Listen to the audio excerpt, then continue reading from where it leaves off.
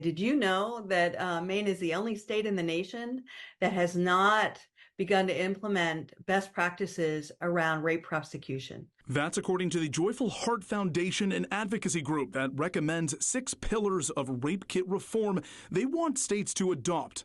Maine is the only state that hasn't adopted any. Maine needs to do better. This bill would have funded a software system to track every sexual assault evidence kit. She feels strongly about this bill, and I feel strongly about this bill too.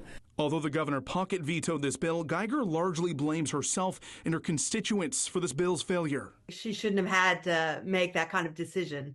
The Senate and the House failed to do the work as it's usually done. Governor Mills did point to a bill passed last year that requires law enforcement to take unreported kits from medical facilities and store them for 20 years in their evidence room. Representative Geiger, who is a survivor of rape, says the Maine Crime Lab requests about 400 rape kits a year from all over the state, but they only receive about 80. The reason we have the backlog is from the get-go, victims, I don't believe, understand the system.